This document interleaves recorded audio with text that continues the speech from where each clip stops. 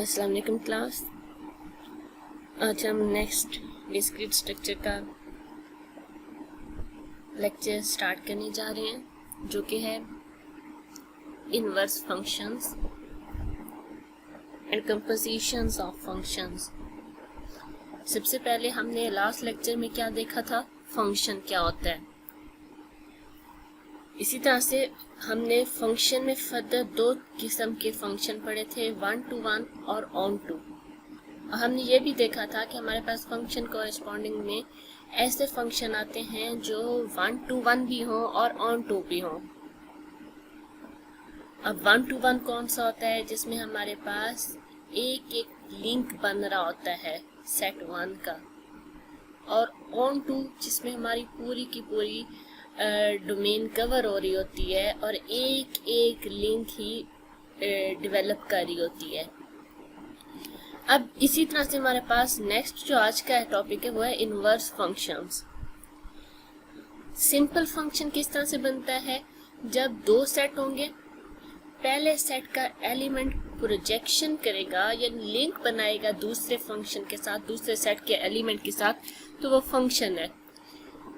इसी तरह से जब हम दूसरे सेट से देखेंगे, अब फॉर एग्जांपल मैं कहती हूँ कि स्टूडेंट 1 के 13 मार्क्स हैं। अब स्टूडेंट 1 सेट ए से था, लिंक क्या बनाया उसने मार्क्स के साथ, 13 मार्क्स के साथ। अगर मैं दूसरे जगह से देखूं तो मैं सेंटेंस ऐसे बोलूंगी कि 13 मार्क्स किसके हैं, स्टूडेंट 1 के। पहले था स्टूडेंट 1 के 13 मार्क्स, अब है 13 मार्क्स किसके हैं, स्टूडेंट 1 के। तो पहले हमारे पास जो था, हमने क्या किया है, पहले हमने लिंक बनाया है सेट 1 से सेट 2 की तरफ। ये हम कहेंगे कि ये हमारा फंक्शन है। और जब हम लिंक बनाएंगे इसी एलिमेंट का कि ये हमारे पास 1 के साथ लिंक्ड है, तो वो हमारे पास क्या कहलाएगा, इनवर्स ऑफ फंक्शन कहलाएगा।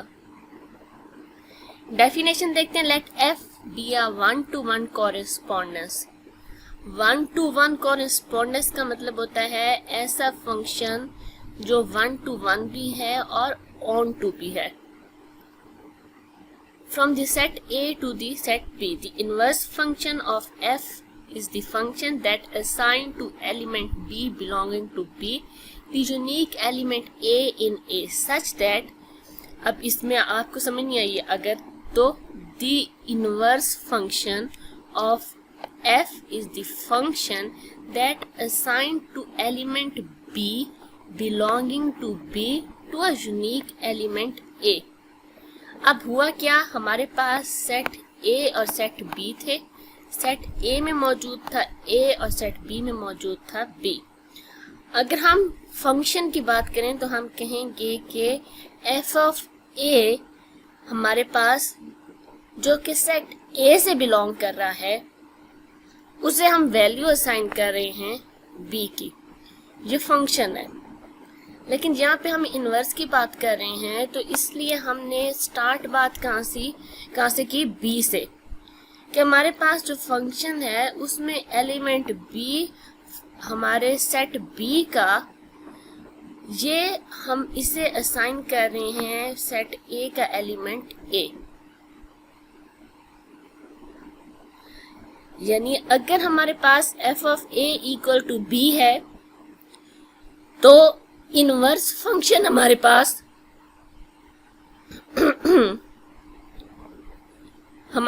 इनवर्स फंक्शन इसका क्या होगा, F of B, F inverse B equals to A. जैसे अगर हम यहाँ पे कहते हैं एफ ऑफ 1 इक्वल्स टू 2, तो एफ इनवर्स 2 इक्वल्स टू 1। बात वही है, सिर्फ हमने क्या किया, अपने सेट्स की जगह चेंज कर दी। तो ऐसा फंक्शन हमारे पास इनवर्स कहलाता है। If a function F is not 1 to 1 correspondence, अभी मैंने आपको बताया था 1 to 1 कॉरेस्पॉन्डेंस का मतलब जो 1 to 1 भी हो, ऑन टू भी हो। लेकिन अगर फंक्शन हमारे पास 1 to 1 कॉरेस्पॉन्डेंस नहीं है, यानी दो पॉसिबिलिटीज हैं, या तो वो 1 to 1 ही नहीं है या वो ऑन टू नहीं है।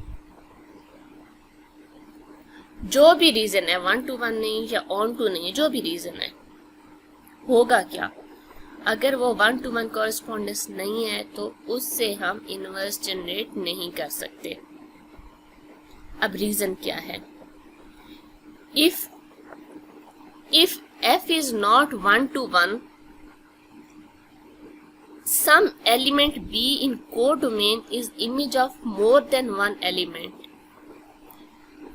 हमने 1 to 1 की डेफिनेशन पढ़ी थी ना, कि 1 to 1 का मतलब होता है एक एक ही लिंक बनेंगे, लेकिन जहाँ पे हम कह रहे हैं कि 1 to 1 नहीं है, इसका मतलब क्या है कि हमारे पास 2-3 ऐसे फंक्शन सेट ए के एलिमेंट्स हैं जो सेट बी के ए के एलिमेंट के साथ लिंक कर रहे हैं।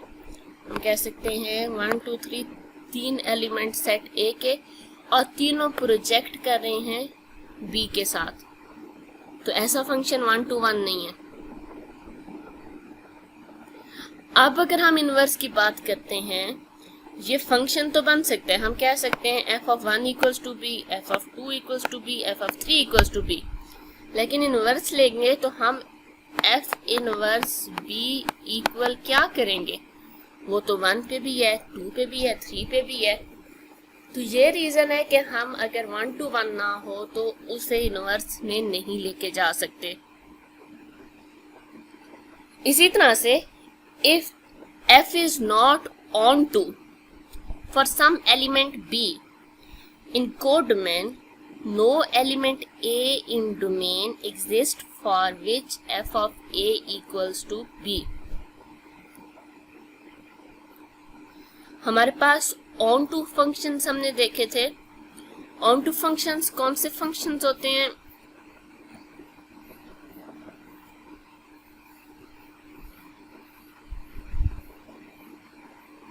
ये ऑन टू फंक्शन की एक एग्जांपल थी जिसमें हमने देखा था कि ऐसा होगा कि कवर हमारे पास सारे ही हो रहे होंगे, लेकिन कुछ ऐसे एलिमेंट्स बच सकते हैं, यानी जैसे 3 है तो 3 के साथ आप देखें 2 लिंक बन रहे हैं।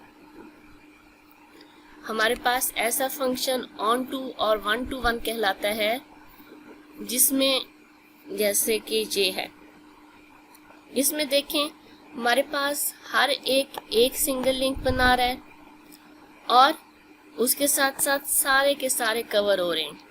ये बेस्ट एग्जाम्पल है हमारे पास इनवर्स बनाने की। अगर हमारे पास 1 to 1 हो, ऑन टू ना हो, तो हम उसे क्यों नहीं बना सकते? क्योंकि देखें 2 का हम इनवर्स ही नहीं ले सकते। यहाँ पे हम बाकियों का ले सकते हैं। f इनवर्स 1 का हम कह सकते हैं इक्वल टू c है, f inverse 3 equals to a है, लेकिन जहाँ पे हमारे पास लिंक बन ही नहीं रहा, जैसे कि 2 है, तो यहाँ पे इनवर्स नहीं आ सकता। तो ये रीजन है कि हमारे पास फंक्शन ऑन टू भी हो, 1 to 1 भी हो, तो हम उसका इनवर्स ले सकते हैं। अब यहाँ पे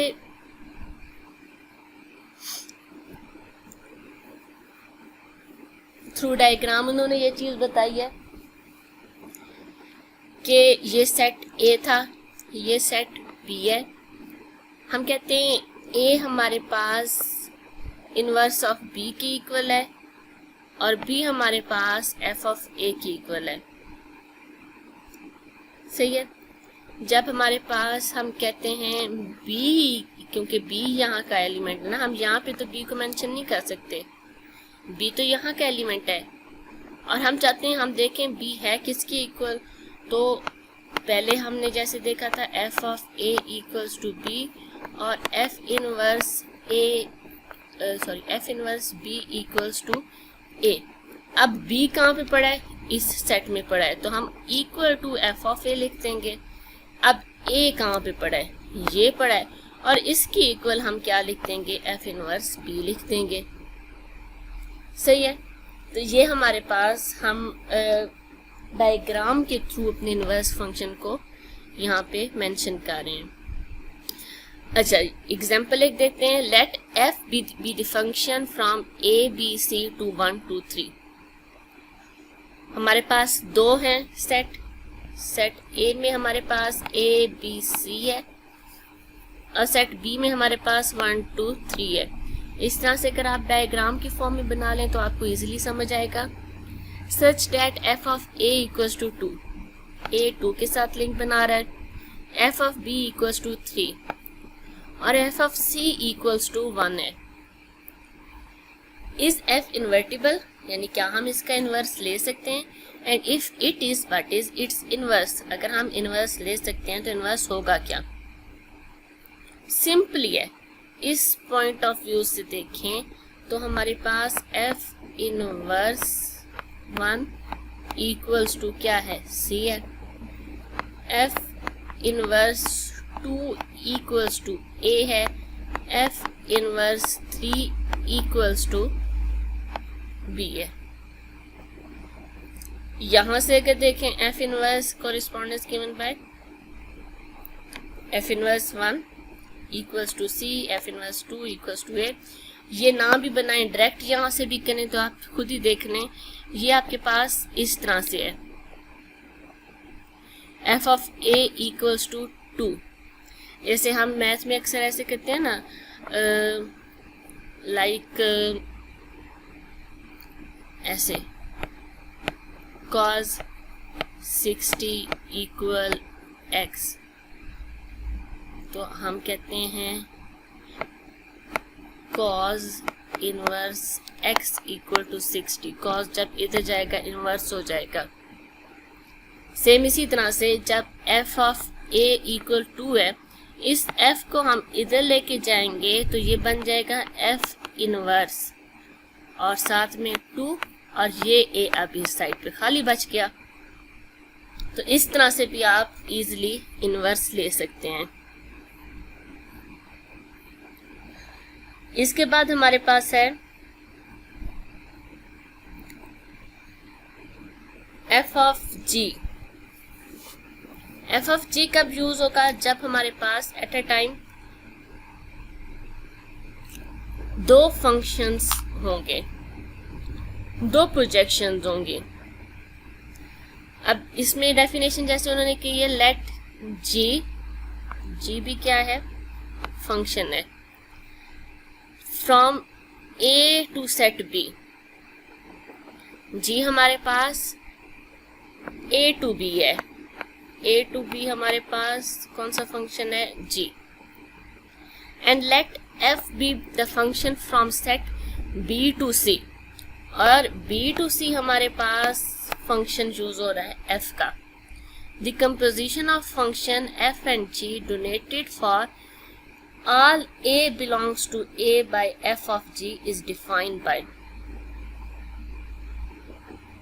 यानी अगर हम यहाँ पे किसी एक एलिमेंट की बात करेंगे, उस एलिमेंट का लिंक यहाँ पे बनेगा, उस लिंक का फर्दर लिंक यहाँ पे बनेगा। तो लिंक हमारे पास एंड कहाँ पे हो रहा है? सी पे। बात स्टार्ट कहाँ से हुई थी? ए की, जो सेट ए से बिलोंग करता था। हम उसकी एफ ऑफ जी प्रोजेक्शन देखना चाह रहे हैं, तो हम कहेंगे कि सबसे पहले तो हमारे पास ये जो ए की प्रोजेक्शन बी पे थी, ये फंक्शन कौन सा था? जी ऑफ ए था। जी यूज हो रहा है ना। और फिर फर्दर इस जी की प्रोजेक्शन किस पे हुई थी? एफ पे। तो हम कह सकते हैं एफ ऑफ जी ऑफ ए, क्योंकि हमने इस सेट के एलिमेंट की बात की है, तो इसकी प्रोजेक्शन जी ऑफ ए थी। फिर फर्दर इसकी प्रोजेक्शन एफ पे एफ जी ऑफ ए हुई। इस एफ और जी को हम एफ ओ जी भी कह सकते हैं। और प्रोजेक्शन किस एलिमेंट के अकॉर्डिंग हो रही है? ए के अकॉर्डिंग, इसलिए हमने यहाँ पे ए लिख दिया। ये दोनों साइड्स हमारे पास इक्वली हैं। यहाँ पे हमने देखा एट अ टाइम दो फंक्शंस की प्रोजेक्शन। यहाँ पे देखें ए की प्रोजेक्शन यहाँ पे हुई तो जी ऑफ ए बना, इस जी ऑफ ए की प्रोजेक्शन यहाँ पे हुई तो एफ जी ऑफ ए बना। सही है। इसकी भी एक एग्जांपल देख लेते हैं। एग्जांपल है let G be the function from set A B C to itself. यानी पहला हमारे पास ए बी सी के साथ ही प्रोजेक्ट हो रहा है, इटसेल्फ है ना। और किस तरह से है, जो हमारे पास एफ ऑफ ए है वो बी के इक्वल है, जो जी ऑफ ए है वो बी की इक्वल है, जो जी ऑफ बी है वो सी के इक्वल है, और जो जी ऑफ सी है वो ए के इक्वल है। सही है। अब यहाँ से फर्दर हमारे पास नेक्स्ट जो प्रोजेक्शन है वो प्रोजेक्शन है 1, 2 और 3 की। अब यहाँ पे हमारे पास जो एलिमेंट्स बन रहे हैं ना, ये तो बने जी के साथ, G of A, G of B, G of C. अब आगे हमने बनाने हैं इन जी ऑफ ए बी सी के 1, 2, 3 के साथ, और वो हमारे पास फिर एफ के साथ आएंगे। यहां से जो ए का बनेगा वो बनेगा 3 के साथ, बी का बनेगा 2 के साथ, और सी का बनेगा 1 के साथ। अब हम F of G find out करना चाहते हैं। F of G of A.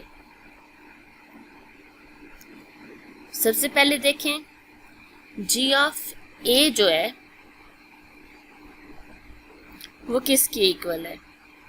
G of A equal है बी के। सही है। यहां से अगर हम देखें इस डायग्राम से तो सबसे पहले हमने देखा जी ऑफ ए, ये ए जी इसके साथ लिंक्ड है, और ये आगे किसके साथ लिंक्ड है? 2 के साथ लिंक्ड है। ठीक है। यहाँ पे बेहतर है क्योंकि ये इटसेल्फ है, तो यहाँ पे जी के बजाय एफ एफ लगा दें तो ज्यादा बेहतर है। अब यहाँ पे हम देखते हैं G of B. G of B किसकी इक्वल है? एफ ऑफ ए के।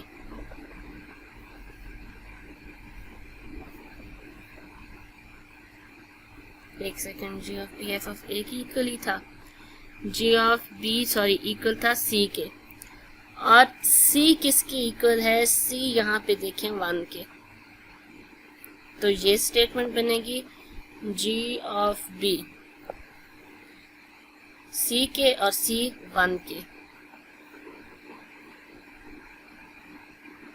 फिर यहां से देखते हैं F of G of C. G of C A की इक्वल है, और ए की प्रोजेक्शन एफ के साथ थी, तो एफ ऑफ ए हमारे पास किसकी इक्वल है? 3 के। ठीक है। तो G of C F of C और F of A equals to 3। तो इसमें हमने डबल प्रोजेक्शन की है। ग्राफ ऑफ फंक्शंस, जिसमें हम ग्राफिकली अपनी वैल्यूज को रिप्रेजेंट करेंगे। ग्राफ आप ऑलरेडी पढ़ चुके हैं, आपके पास एलिमेंट होते हैं, हम उस एलिमेंट के अकॉर्डिंग उसे प्रोजेक्ट करते हैं। ये इतना इम्पोर्टेंट टॉपिक नहीं है, ये बेशक आप छोड़ भी सकते हैं। ठीक है। अच्छा, इसके बाद हमारे पास फंक्शंस वाला टॉपिक कंप्लीट हो गया है। एक्सरसाइज देख लिया करें। एक्सरसाइज में जो इम्पोर्टेंट क्वेश्चन यानी जो टॉपिक रिलेटेड होते हैं, जो टॉपिक हमने पढ़े होते हैं, वो देख लिया करें। नेक्स्ट टॉपिक है सीक्वेंस एंड सॉल्यूशंस। ये टॉपिक भी ऑलरेडी आप मैथ में कर चुके होंगे। सीक्वेंस जब किसी प्रॉपर वे को फॉलो करते हुए हम एक इंटीजर्स का एलिमेंट्स का सेट बनाते हैं, जैसे 1 3 5 7 9 ऐसे, ये क्या है, एक सीक्वेंस है। इस सीक्वेंस को मैंने बनाया कैसे है, इस सीक्वेंस में कोई स्टार्टिंग नंबर होगा और फिर दो एलिमेंट्स के दरमियान में एक सेम किस्म का डिफरेंस होगा। सही है, तो ऐसा हमारे पास क्या कहलाता है, सीक्वेंस कहलाता है।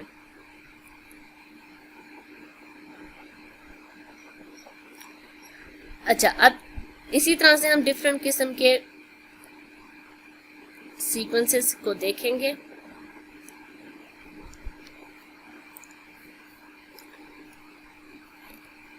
A sequence is a discrete structure used to represent an ordered list। कोई सेम ऑर्डर यूज होगा इसमें, ऐसे नहीं है कि हम कोई भी वैल्यूज ले दें, लिख दें और कहें ये सीक्वेंस है। सीक्वेंस में हमारे पास सेम किस्म का डिफरेंस होना जरूरी है या सेम रेशियो होना जरूरी है, जिससे हमारा सीक्वेंस बनता है। ठीक है,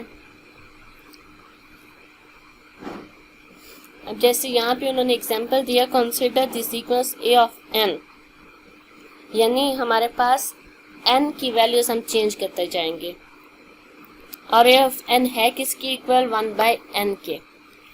पहला नंबर लेना चाहे हम तो a of n equals to 1/n। n में हम सारी वैल्यूज पुट करेंगे, n हमारे पास 1 2 3 सो ऑन होगा।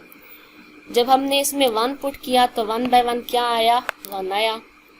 जब हमने इसमें 2 पुट किया तो हमारे पास 1/2 बना। जब हमने इसमें 3 पुट किया तो हमारे पास 1/3 बना, और इस तरह से ये सीक्वेंस बनता जाएगा। सही है, यहाँ पे देखें यही इन्होंने रिजल्ट भी शो किया है। तो आपके पास एलिमेंट गिवन होंगे, आप उसके अंदर वैल्यूज पुट करके अपना सीक्वेंस बना सकते हैं। हमारे पास कुछ सीक्वेंसेस होते हैं जिन्हें हम कहते हैं ज्योमेट्रिक प्रोग्रेशन के सीक्वेंसेस, जिन्हें हम जीएम भी कहते हैं। जीएम सीक्वेंसेस में हमारे पास दो चीजें हमें जरूरत पड़ती हैं, एक ए जो कि एलिमेंट होगा, इनिशियल एलिमेंट होगा, और दूसरा आर जो कि कॉमन रेशियो होगी। दो एलिमेंट्स के दरमियान का कॉमन हमारे पास जो रेशियो आएगी, उस कॉमन रेशियो को हम ए के साथ मल्टीप्लाई करेंगे, एक वैल्यू बनेगी। फॉर एग्जांपल हम कहते हैं a1 बन गया, फिर इस a1 के साथ फिर से उसी कॉमन रेशियो को मल्टीप्लाई करेंगे तो बन जाएगा a2, फिर उसी a2 के साथ उस कॉमन रेशियो को फिर से मल्टीप्लाई करेंगे तो बनेगा a3। इस तरह से हम क्या करते हैं, अपना सीक्वेंस, ज्योमेट्रिक सीक्वेंस जनरेट करते हैं। इसमें भी उन्होंने एग्जांपल दी है। पहले हमारे पास b ऑफ n है जिसमें -1 पावर n है, -1 पावर 1 दें तो -1 आएगा, पावर 2 दें तो इवन नंबर की वजह से 1 क्या हो जाएगा, पॉजिटिव हो जाएगा, फिर पावर 3 दें तो -1 आएगा, तो ये सीक्वेंस बनेगा। दूसरा उन्होंने बताया है cn इक्वल टू 2, यानी हमारे पास स्टार्टिंग वैल्यू क्या है, 2 है,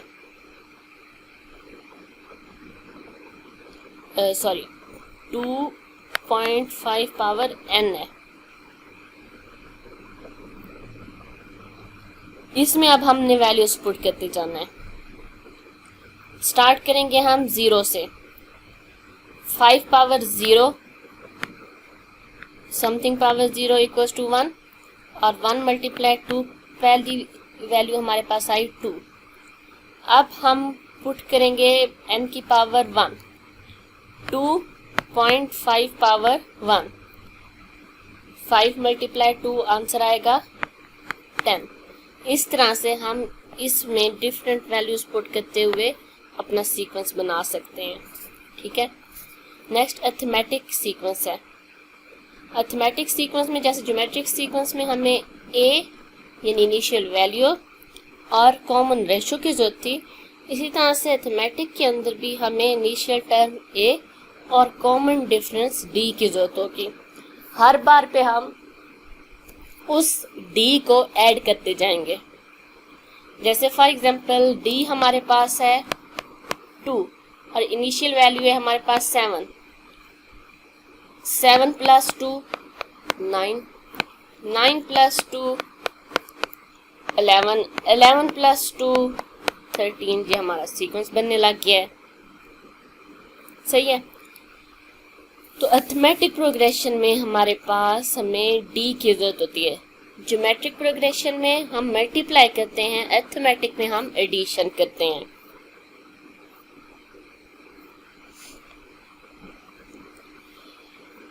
इसमें कुछ एग्जांपल्स हैं, ये एग्जांपल्स आपने देख लेनी है। यहाँ पे एक एग्जांपल है कि हमने इस सीरीज को जनरेट करना है F2 3 4 5 6 के लिए और 0 और 1 की वैल्यूज मौजूद हैं। हमारे पास f(2) f(0) प्लस f(1) के इक्वल है। जैसे यहाँ पे हमने किया था, वैल्यूज को ऐड करके हमारे पास नेक्स्ट टर्म्स आती गई थी। सेम इसी तरह से यहाँ पे भी हम क्या करेंगे, f(2) फाइंड आउट करने के लिए 0 और 1 को ऐड कर देंगे। 0 की वैल्यू क्या है 0, 1 की वैल्यू क्या है 1, तो आएगा 1, यानी f(2) क्या है 1। अब हम f(3) फाइंड आउट करेंगे तो कैसे करेंगे, f2 + f1। f2 हमारे पास क्या निकला 1 और f1 भी क्या है 1, ये बन गया 2। फिर इसी तरह से हम f4, f5, f6 find out कर सकते हैं। कैसे करेंगे, 1 0 से 2 बना, 1 2 से 3 बना, 2 3 से 4 बना, 3 4 से 5 बना, 4 5 से f(6) बना। सही है, इस तरह से आप वैल्यूज को फाइंड आउट कर सकते हैं।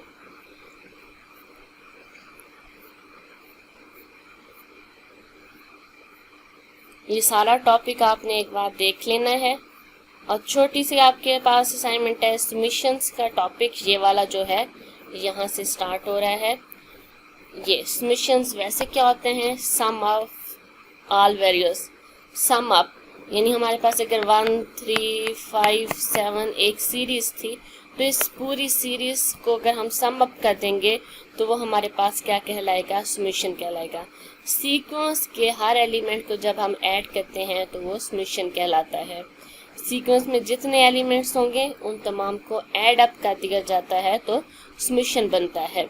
जैसे एक एग्जांपल यहाँ पे है, एक सीक्वेंस था, उस सीक्वेंस में वैल्यूज पुट की, उन्हें ऐड किया तो हमारे पास उसका समीशन आंसर आ गया।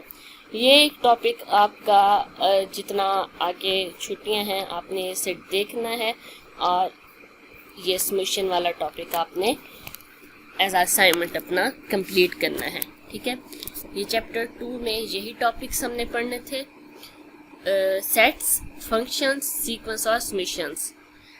अगर कोई चीज़ क्लियर नहीं है इनमें से तो आप डिस्कस कर सकते हैं। ओके, अल्लाह।